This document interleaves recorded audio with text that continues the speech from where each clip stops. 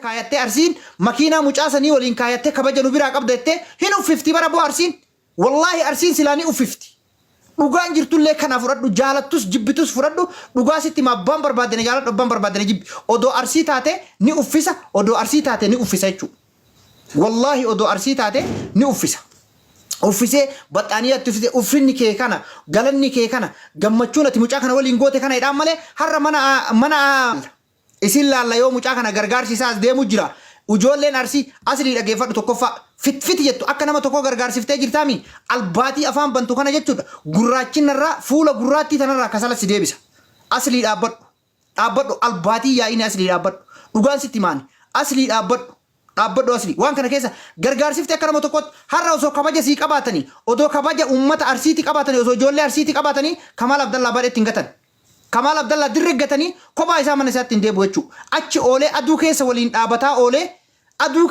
dhaabataa oolee achi mana hidhaati mucaan gabbaanaa mucaa ofii makiinaa kaayatanii biraa deeman ati asii gabbaatee lafaan arsii keessa kennisiisaaf hudduutiyyaan kennisiisaaf jetta. Kasala ati dhageeffadhu akka Mubaarak Musammaallee namni si beekee sabaaf sablammiin sin gargaaru. Na dhagaye arraba kiyya yoo sitti ka'ee jechuudha asli gurraatti na dhageeffadhu. Arraba kiyya yoo asitti ka'ee sabaaf sablammiillee si gargaaru hin jiru achi duutaa taa'e achi duuta. Kun agartee jirta Mubaarak Musammaa dhibee 77 qabamee Itoophiyaa galee waanii wallaalee gurbaan arraba keeyyarraa kaka'e jechuudha. Jaalattee jibbite dhaabbadhu hoola dhaabbadhu hin iyyin.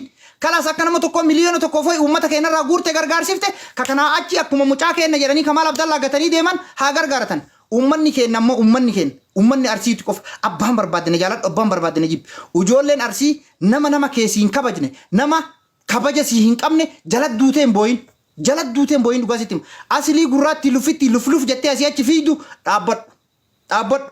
Wallaahi waraana dimsi gorilla sirra kaasee si gayyaasee halkanii guyyaa sirra gaccisiisa. Achi raggataan keenya ammoo beeyta walis nama daafa. Ummu seenaa miskiintitti da'ootettullee walis si daafa taa'e. Akka namtichi kun dhibamta sabaaf sablammiillee hin qabdu asli taa'e. Futfutin jedhin dhaabbadhu.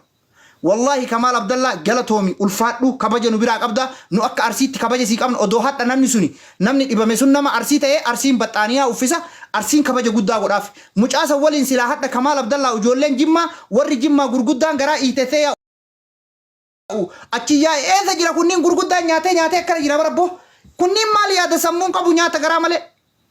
Gurguddaan kun mucaa makiinaa keessa kaayate Kamaal Abdallaa gate garaana gana gagaya mataan isaanii gana gagaya kunniin dilbate mataa maraa waa nyaata na fakkaate bolesu mataa kana maraa waa nyaata na fakkaate akkana jira akkana deema bar makiinaa kaayate mucaa maaltu Kamaaliin Abdallaa mana wanna gate deema wallahi maaltu Kamaal Abdallaa bare gate deema siin jedhe odoo arsii ta'e har'a uffisee wallahi nama Jimmaa odoo akkasitti mucaa isaanii waliin Musteefaa mana haakima mucaan kun keessa turerraa kaasee achi mana hidhaa waliin seene odoo rakkoo takka keessa illee seene Kamaal Abdallaa isaa waliin deeme badheggatan jechuudha. Mucaan isaanii mana hidhaati gadi baanaan badheggatanii biraa deeman jechuudha. Sigalee wallaahi kuni qaanii guddaadha. Kuni safuu guddaadha.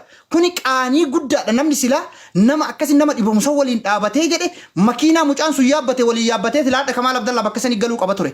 Badheggatanii wanna isaaniitu arabiyyaa isaaniitu raggatanii biraa deeman jechuudha. Arabiyyaa mucaan sun gadi hin bahe jara keen. Wansi boochisu wallahi. Hagana tuffiin namaa qaban hayyee hin laalla mucaan kun ganaa gargaarsifama. Gargaarsa mucaa kanarra wallaalla gargaarsa asliin gabbaatee fetfettaate taatena wallahi takka nama arrabsee si arrabsa eellee karoora godheen beeku ganaa maal ijoolleen si arrabsite anas si arrabsa asli. Futfutii dhaabe luffitti asiichi luf jettee afaan hin banin dhaabbadhu. Qaraa gurraacha kasala fakkaata gurraacha kasala kanarraa jechuudha. Gurraacha kasala kanarraa wanna saan kan irraa tolfamurra jechuudha. Waan kana tolfamu si fakkeessa arrabaan ati akka namaallee sabaaf sablammii qabaatte akka Mubaarak Musammaa kun amma dhibee 77 qabamee Itoophiyaa bu'ee kanatti sabaaf sablammiillee qabaattee hin gargaaramtu dhaabbadhu hin iyyini. Sigalee kalaas sagalee taate akka nama tokko gargaarsifte ni gaya kalaas. Sigalee kan Amirraate ati afaan ol bantee ashangulliitii boochaatiin bootta. Hoola. Tish. Ani bar kanaaf isin tuffadha yeroo tokko takka. Wallahi kanaaf isin tuffadha bar uummata keenya kana. Uummata bakka irraa jibban hin beekne. Uummata gidee namni tuffate hin beekne. Achi bakka hundaa dhaabatee 10,000 kenne, 70 kenne, 80 kenne. Tish. Qezanaam.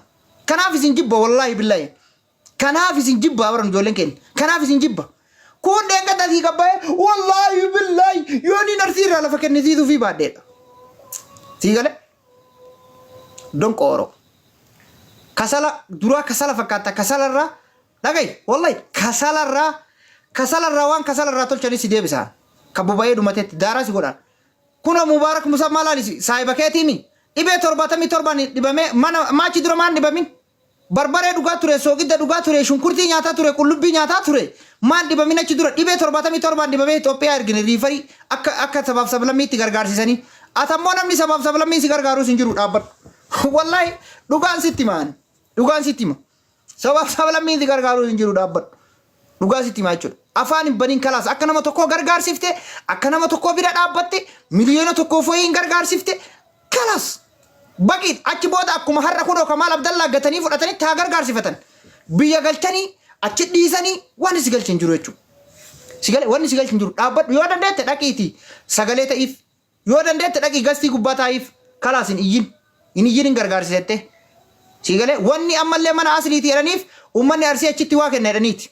Wanni mana asli mana Abdii Geetaachotti deebisa achitti isin gargaarra dhufne deeffadha mana Abdii Geetaachotti gargaarsa dhugaa rabbii isin jedha wali bobbaanee asitti wal arrabsinee wal hadheessina malee wal hin dhiif dhugaan sitti maan dhagayi dhugaan sitti maan mana bilbiltee kaate dhugaan sitti maan higalee miira keessa galeera wallahi miira guddaa keessa galeera mana Abdii Geetaachotti deeffadha gargaarsas akkuma adda Kamaal Abdallaa gattanii galtan kana mana keessanitti dhufnee waan dandeenyu isinii darbina jechuudha sadaqaa dhufnee waa guddaan keessaniin gargaarama xiqqaan keessan gargaarama dhibamuun gargaarama har'a mootu kama mana hidhaatti Kamaal Abdallaa gattanii achi mucaa baafattanii badee darbitanii deemtan jechuudha.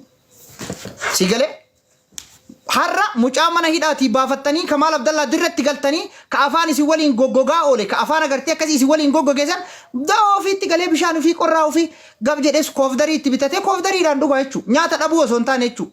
Sigale laayivii dhufee inni jennaan ol duuddee barmuudii qabatti. Dhiifama si gaafannaa Kamaal Abdallaati nu biraa kabaja qabdaa.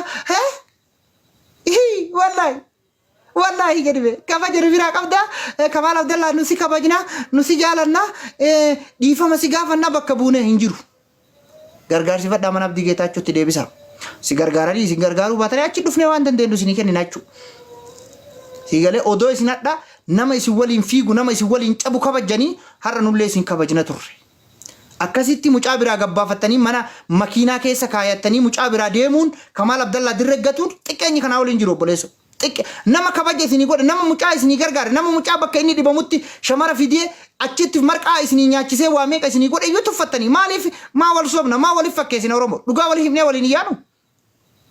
Waan biraatu iyyitanii shamarran kenna maa hin dubbatinaa dhugaa jirtu kana maa hin dubbatinaa haqa jirtu gabbaatanii ila jimmaa fi harreen galatan qabdu kan siin jedhuuf maali beekta dheengata fatiyaan kun ammas jala barreessu jirtu mollaayit leevilii tokkorraa kaatee Mubaarak Tasammaa biratti xiqqaatu birrii Itoophiyaa miliyoona 2tti dhiyaatu miliyoona 2 Itoophiyaatti dhiyaatu isa qofaa kennite wallahi kakadheen sitti maan mollaayitiin tala Arsiitiimi birrii miliyoona 1 Itoophiyaatti miliyoona 2 Itoophiyaatti dhiyaatu Mubaarakii kennite gaafa kaan dhufee bar hudduu isii gabbaasa jedhe bar hudduu isiittu na bira jira jedhee sagalee takkitti irra deebisaa ture takka jedheen gadduma isa dhibamu kana isuma amma dhibamee agartee amma hin fayye jedhee waan adeeme Joon Daayila dhanni irratti duulu Joon Daayila dhanni qishnaa irratti godhu alordim jedhee waan gubbaa koree Amaara akka Amaaraatitti alordim jedhee irra hojjetu kana maqaa isaatiin leenca 4-3 buune maqaa Joon Daayila leenca 4-3 buune jara kenna jimmaa fi harreen galatan qabdu kan siin jedhuuf kanaaf sigalee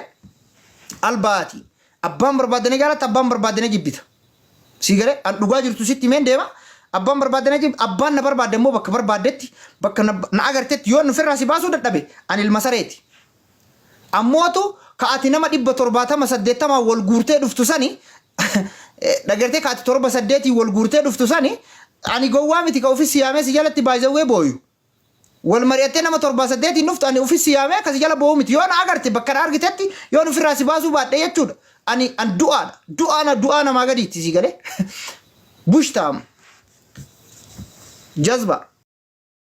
jazba ti galee asirraa afaan banuu asirraa iyyuu tokko ammoo amma dhufee waa'ee wannaa dubbataa jechuudha.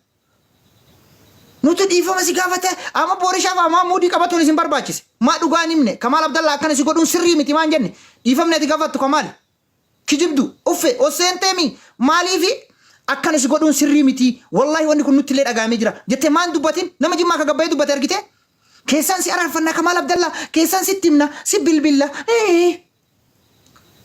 akka waa nama godhu warri jimmaa kun keessa si deebifnaan rakkisi xaayiroo tokkummaa barka dheengadda gabbayee waraqaa gaafate miseenjaraan itti dawwaltee mucaan gaafa kaan gad dhufee shanee dheeranii na qaban hin jenne shanee dheeranii na qaban jedhe boleesso viidiyoo kiyya ka duraanii naafoo qabanii wallahi viidiyoo kiyya ka duraanii naafoo qabanii na qaban jedhe akka waan dheengadda galee bar akka waan kalee galee nu soba bar nu soba viidiyoo naafoo qabanii shanee dheeranii na qabanii ati shanee deeggarte dheeranii na qaban jedhe wallahi miseenjara itti qaraatee gadhiifte Kamaal Abdallaa illee akkuma torbaan booda wanni sun dhumatee jira galatooma ijoolleen jimmaa kabaja isin naa qabdan argitaniidha ka amma immoo galee booyu manatti kan nu agarre kana nu soba bara deebi'e ummanni keessa siin jennaan si qara'e obboleesso si qara'e waan si qara'u jaljaluuti si qara'a ta'e ka sareen dhamaasan tokko jira jaljaluuti quraana keessa sareen dhamaasan biyyatti wallahi jaljaluuti ka jedhantu jira sareedhaan dhamaasan isa si qara'a ta'e hin beeku obboleesso namni achi deebinaan xaayiroo tokkummaa gabbayee maal jedhe risiitis waraqaa riifarii si barraa hin jiru maalidha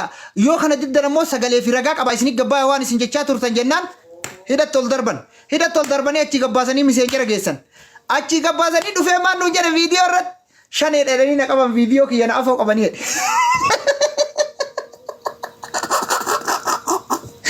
yaa rabbi wallahi shanee dheeranii na qabanii kuno viidiyoo kiyya ka duraanii ka'anii alaabaan Suudi Arabiyaa keessatti dalage na afoo qabanii shanee dheeranii na qaba jedhe dheengaddan galle mucaan kun waggaa tokko fayya akka Itoophiyaa keessa galle kijiba hagana garuu gara Oromoon soba nu qaama maal taatan bar jenereeshinii amma jirru kana keessa dhiisaa soba si galee soba dhiisaa jenereeshinii amma jirru kana keessatti baay'isawee soba dhiisaa jenereeshinii amma nu jirru kuni nama sammuu waa faamuu danda'u nama xiqqishoo waa beeku si galee waa takka jala galuu hin danda'an waa takka jala dhokachuu hin danda'an inni tokkoffaa na dhagaya sagalee ta'aa fi mucaasanii sagalee ta'aa waan biraa isiniin jedhu garuu gargaarsi mana asliitti ta'uu qabu dhugaan sitti man uummanni keenya mana asliitti miira keessa gala hin beeka waan ta'eef mana asliitti gargaarsi ta'uu qabu mana Abdii Geetaachoo ta'uu qaba kanarra sagalee ta'aa mana Abdii Geetaachootti mubaarakaa gargaaramu mubaaraka amma hidhaarraa bahe kun dhugaan sin jedha ka dhugaan jiru sin mana Abdii Geetaachoo haa ta'u achitti gargaara